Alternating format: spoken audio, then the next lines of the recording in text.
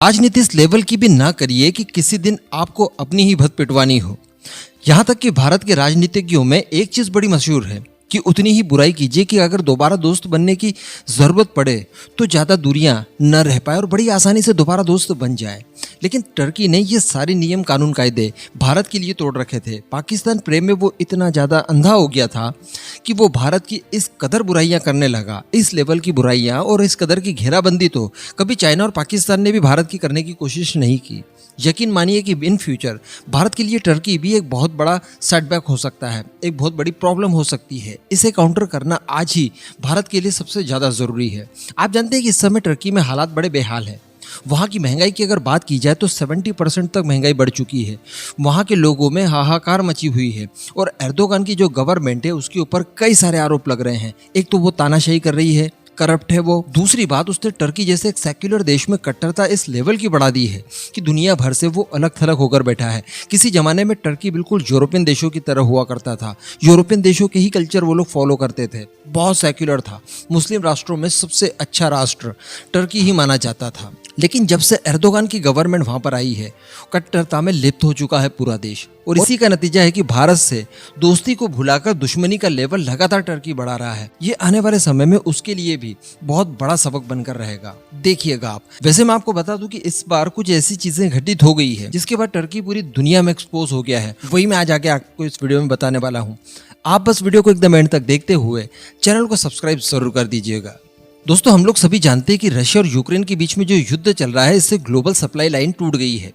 और सबसे बड़ी बात है गेहूं की सप्लाई। शायद आप लोगों को पता होगा कि अफ्रीका और पूरे मिडिल ईस्ट की बात की जाए तो यहाँ पर हर दूसरी से तीसरी रोटी यूक्रेन के गेहूं से बनती है। इस लेवल की इनकी एक्सपोर्ट चलती थी गेहूं को लेकर। रशिया और यूक्रेन दोनों ही गेहूं के लिए बहुत बड़े उत्पादक थे, क्योंकि इनके यहाँ का जो मौसम है ये गेहूं को उत्पादन के लिए सबसे सर्वश्रेष्ठ माना जाता है। लेकिन अभी चूंकि इनका गेहूं मार्केट में आ नहीं पा रहा है, इस वजह से चारों ओर क्राइसिस चल रहे हैं।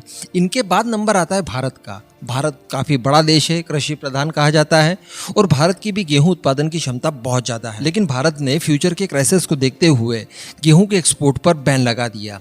इसके बावजूद जब टर्की की तरफ से भारत के हाथ पैर जोड़े गए और भारत से आग्रह किया गया गेहूं को लेकर कि जी हमारे यहाँ बड़ी परेशानियां चल रही है, गेहूं है नहीं, ग्लोबल सप्लाई चेन टूट चुकी है, आप हमारी मदद कीजिए और हमें गेहूं भेजिए।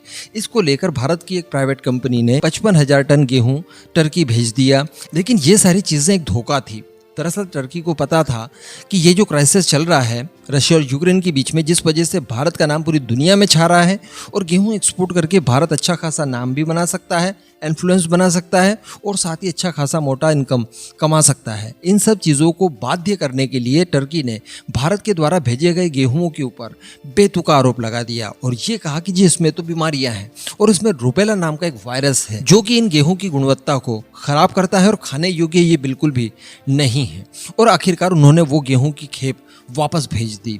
वैसे हमने तो नहीं कहा था, आपने ही मंगवाया और आपके मंगवाए अनुसार ही भारत ने गेहूं की खेप आपको भेजी। अब दोस्तों, ये सारी चीजें एक ढोंग थी, भारत को बदनाम करने की कोशिश की गई थी। इसका सबूत तब मिला जब भारत के गेहूं की जांच इजिप्ट ने की। दरअसल ये जो खेप टर्की ने वापस लौटा दी थी वो हमने सीधे इजिप्ट को भेज दी, क्योंकि इजिप्ट ने भी इस बीच भारत से गेहूं की डिमांड की थी।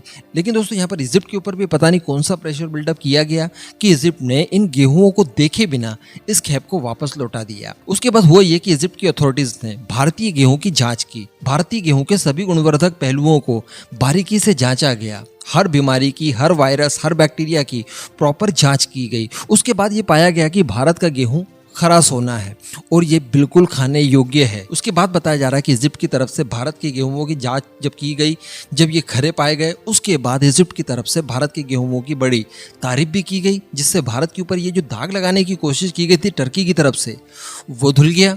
उसके बाद इजिप्ट में भारत से गेहूं खरीदने के लिए मन बना लिया है।